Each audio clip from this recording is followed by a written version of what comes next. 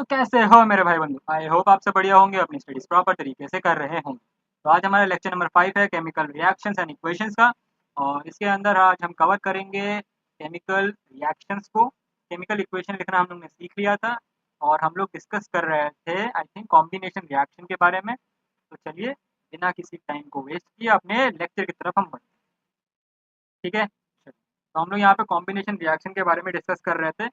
तो यहाँ पे हम लोग ने क्या देखा था कि जब हम दो से ज़्यादा रिएक्टेंट को आपस में मिलाते हैं और एक प्रोडक्ट बनता है, तो उस रिएक्शन को हम लोग क्या कहते हैं? कॉम्बिनेशन रिएक्शन कहते हैं।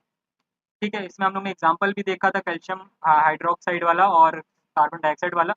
ठीक है, तो यहाँ से हम लोग अब चालू करते हैं। In simple language we can say that when two or more substance or element or compound combine to form a single product the reactions are called combination reaction. जब दो से ज़्यादा सब्सटेंस या एलिमेंट या कंपाउंड मिलते हैं एक single product बनाने के लिए, उसको हम कॉम्बिनेशन रिएक्शन बोलते हैं।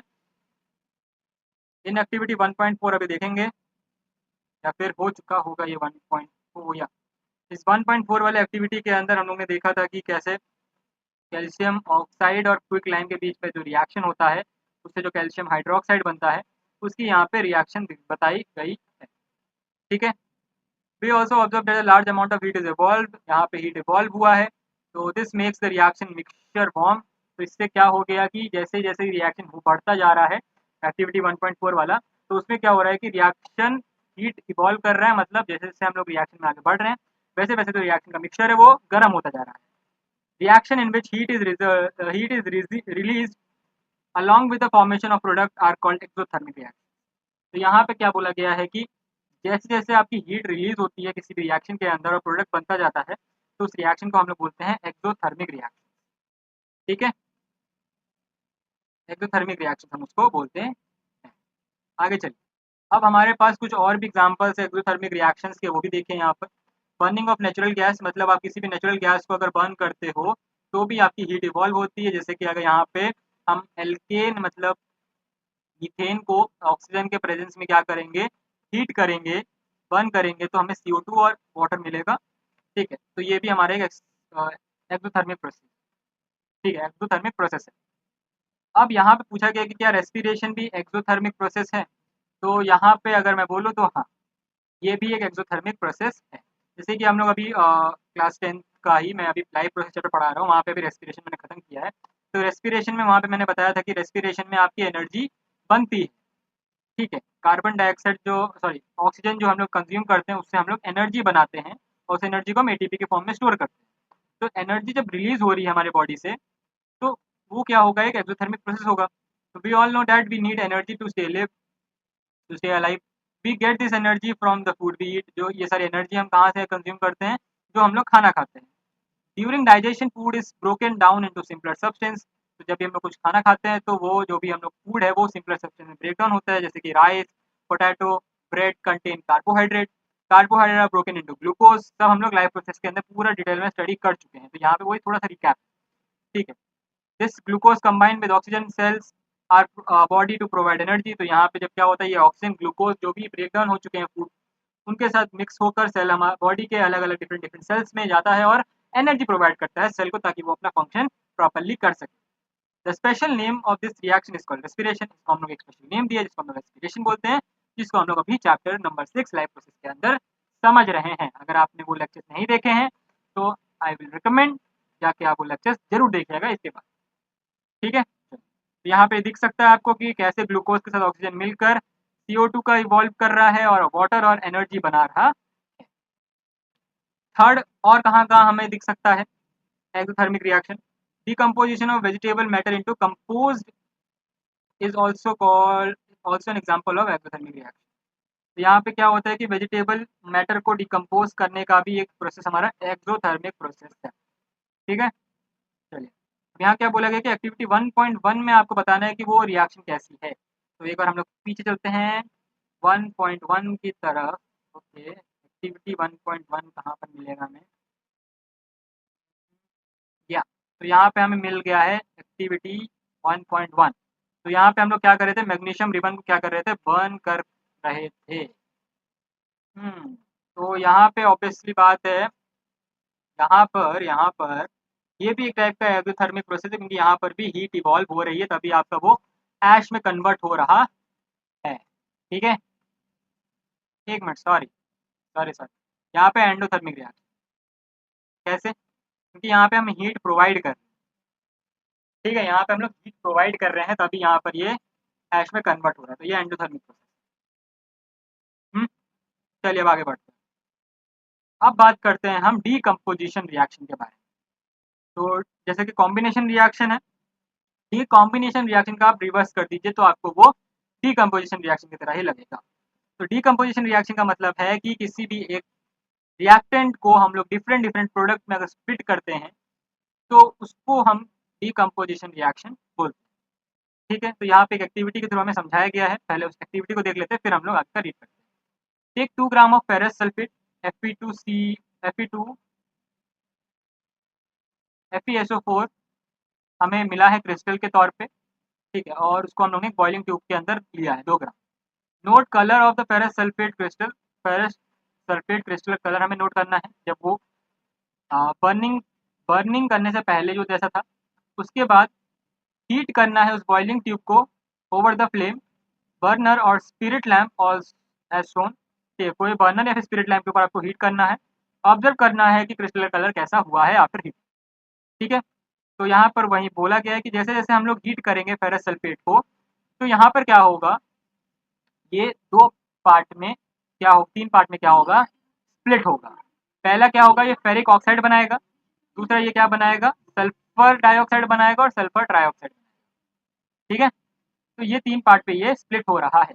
तो यहाँ पे सिंपल बोला गया है कि जब एक रिएक्टेंट सिंपलर प्रोडक्ट्स में क्या हो रहा हो, स्प्लिट हो रहा हो, ठीक है, उससे हम लोग ये कहते हैं डीकम्पोजिशन रिएक्शन। इसको आप ऐसे समझिए, कभी आपने शायद डीकम्पोजिशन रिएक्शन के बारे में देखा होगा। ठीक है, आपने कभी डीकम्पोजिशन रिएक्शन के बारे में सुना होगा या फिर डीकम्पोजिशन प्रोसेस के बारे में सुना होगा कि जैसे जैसे जो भी हमारे स्मॉल इंसेक्ट होते हैं, स्मॉल माइक्रो ऑर्गेनिजम्स होते हैं, वो क्या करते हैं, जो भी ऑर्गेनिक इनऑर्गेनिक सब्सटेंस है उसको ऑर्गेनिक सब्सटेंस में ब्रेक डाउन कर लेते हैं, तो उसको हमें डिकम्पोज करना कहते हैं। तो यहाँ पर भी वैसे ही हो रहा है कि जैसे फेरस सल्फेट क्रिस्टल जो है वो सिंपलर सब्सटेंस में क्या हो रहा है, कन्वर्ट हो रहा है। ठीक है, तो ferrous sulfate crystals lose water when heated with the color of the crystal changes। जैसे जैसे हीट कर रहे हैं तो वो कलर अपना चेंज कर रहा है। It then decomposes to ferric oxide और सल्फर डाइऑक्साइड और sulphur trioxide. Ferric oxide has is a solid while SO2 and SO3 are। यहाँ क्या बोला गया है कि फेरिक ऑक्साइड सॉलिड है, बाकी दोनों गैसेस। ठीक, अब decomposition of carbon calcium carbonate to calcium oxide and carbon dioxide on heating is an important decomposition reaction used in the various industries। अब यहाँ क्या बोला गया, डीकम्पोजिशन कैल्शियम कार्बोनेट और कैल्शियम ऑक्साइड, कैल्शियम डाइऑक्साइड को जब हीट करते हैं तो ये डिफरेंट डिफरेंट क्या है, इंपॉर्टेंट डीकम्पोजिशन रिएक्शन जो कि वेरियस इंडस्ट्रीज में यूज किया जाता है। Calcium oxide is called lime और क्विक लाइम। कैल्शियम ऑक्साइड को हम लोग क्या बोलते हैं, क्विक लाइम भी बोलते हैं। इसके मैनी यूजेस है, जैसे कि मैन्युफैक्चरिंग ऑफ सीमेंट में यूज किया जाता है। when a decomposition reaction is carried out by heating, it is called thermal decomposition। अब यहाँ पे डिकम्पोजिशन में थोड़ा सा डिफरेंट डिफरेंट टाइप्स होते हैं। यहाँ पे हम लोग हीट का इस्तेमाल कर रहे हैं, तो यहाँ पर हीट के थ्रू हम लोग डिकम्पोज कर रहे हैं किसी भी सब्सटेंस को, तो यहाँ पे इसको हम लोग बोलेंगे थर्मल डिकम्पोजिशन। चलिए आगे बढ़ते हैं। तो यहाँ पर और क्या बोला गया, यहाँ पे कैल्शियम कार्बोनेट का दिखाया गया है डिकम्पोजिशन रिएक्शन। तो इसको हम लोग क्या बोल रहे हैं, हीट कर रहे हैं, तो यहाँ पर क्या हो रहा है, थर्मल डिकम्पोजिशन रिएक्शन प्रोसेस को बोला जा रहा है। ठीक है, अब यहाँ पे एक और रिएक्शन के बारे में दिखाया गया हमें, लेड नाइट्रेट को जब हम हीट कर रहे हैं तो यहाँ पर क्या हो रहा है। ठीक है, तो यहाँ पर क्या होगा, तो यहाँ पर ब्लू फ्लेम निकलेगी और नाइट्रोजन गैस यहाँ पर इवॉल्व होगी, नाइट्रोजन डाइऑक्साइड यहाँ पे गैस इवॉल्व होगी। ठीक है, तो ये था मोटा मोटा कुछ बात किसके बारे में, डीकम्पोजिशन रिएक्शन के बारे में। आई होप आपको ये बात समझ आई होगी। ठीक है, तो यहाँ पर इसकी रिएक्शन भी लिखी हुई है, यहाँ पे जितनी भी रिएक्शन लिखी हुई है तो आपको ये क्या करना है, मेमोराइज करना है। ठीक है, मेमोराइज करना है, ताकि जब भी ये जो क्वेश्चन होंगे ना आपके डायरेक्ट उठ कर आए, यहाँ से कोई भी एलिमेंट गायब कर देंगे और बोल देंगे इस रिएक्शन का नाम भी लिखो और जो प्रोडक्ट है वो क्या प्रोडक्ट बनेगा उसको भी लिखना है। तो आपको ये जितनी भी रिएक्शन है इस पूरे चैप्टर के अंदर वो आपको बाय हार्ट याद होनी चाहिए। ठीक है, याद होनी चाहिए या फिर आपको बैलेंस करने को भी आ सकता है ये सारे रिएक्शन। अभी जैसे हम लोग फिर जैसे जैसे हम लोग का ये चैप्टर खत्म होगा उसके बाद मैं एनसीईआरटी एक्सरसाइज क्वेश्चन भी सॉल्व कराऊंगा, वहाँ पे आपके सारे डाउट क्लियर हो। ठीक है, तो चलो, तो यहाँ पे एक और एक्टिविटी देख लेते हैं हम लोग। तो यहाँ पे प्लास्टिक का मग है जिसके अंदर दो होल किए गए हैं ड्रिल कर कर, उसके ऊपर रबर स्टॉपर लगाया गया है और उसमें इलेक्ट्रोड लगा दिए गए हैं। ठीक है, इलेक्ट्रोड और उसके साथ 6 वोल्ट की बैटरी भी कनेक्ट है। मग के अंदर वाटर भरा गया है और few drop of dilute sulphuric acid of to the water. अब क्या बोला गया है कि take 2 test tube filled with water and invert them over two carbon electrode. ठीक है, अब क्या बोला गया है कि दोनों टेस्ट ट्यूब के अंदर क्या कर दिया गया है, वाटर भर दिया गया है। ठीक है, और क्या बोला गया यहाँ पर, switch on the current, leave the apparatus undisturbed for some time. You will observe the formation of bubbles at the both electrode. This bubble displays water in the test. और यहाँ पर सिंपल बोला गया है कि डिकम्पोजिशन करने का एक और मेथड है ये। ठीक है, आपको 2 इलेक्ट्रोड लेना है। ठीक है, ग्रेफाइट की रॉड लगानी है, उसके ऊपर टेस्ट ट्यूब डालना है, टेस्ट ट्यूब के अंदर वाटर रहेगा और हमें इलेक्ट्रिसिटी पास करानी है। इलेक्ट्रिसिटी जैसे पास करेंगे तो उसमें बबल इवॉल्व होंगे, तो यहाँ पर सिंपल क्या आप देख सकते हो, डिकम्पोजिशन हो रहा है, जो भी सल्फ्यूरिक एसिड जो मिला है वाटर के अंदर वो क्या हो रहा है, डिकम्पोज हो रहा है। ठीक है, डिकम्पोज हो रहा है। और test this gas one by one bringing burning candle to the mouth of the test tube. तो यहाँ पर आपको दिख सकता है कि which gas is present in each test tube. तो यहाँ पे हम लोग बोल सकते हैं कि पॉप का साउंड आएगा। अगर हम कैंडल को पास लेके जाएंगे टेस्ट ट्यूब पे तो पॉप का साउंड आ रहा है, क्योंकि जो गैस इवॉल्व हो रही है तो वो हमें पता लग जाएगा कि वो गैस कौन सी गैस है, हाइड्रोजन गैस। ठीक है, तो आई होप आपको ये पूरा एक्टिविटी समझ आया होगा। एक और एक्टिविटी हमारे पास सनलाइट वाली, इसको भी देख लेते हैं। यहाँ पे सिल्वर क्लोराइड रखा है चाइना डिश मतलब पेटी डिश के ऊपर। ठीक है, और what is its colour, colour हमें गेस करना है, सिल्वर कलर है अभी। तो जैसे हम लोग इसे सनलाइट के थ्रू पास करेंगे तो यहाँ पर क्या होगा, यहाँ पर क्या होगा, ये धीरे धीरे अपना क्या करेगा, जो भी सिल्वर है और क्लोरीन है वो क्या होंगे, डिकम्पोज होंगे in the presence of sunlight. ठीक है, तो यहाँ पर क्या हो रहा है, सिल्वर क्लोराइड सिल्वर और क्लोरीन में क्या हो रहा है, डिकम्पोज हो जा रहा।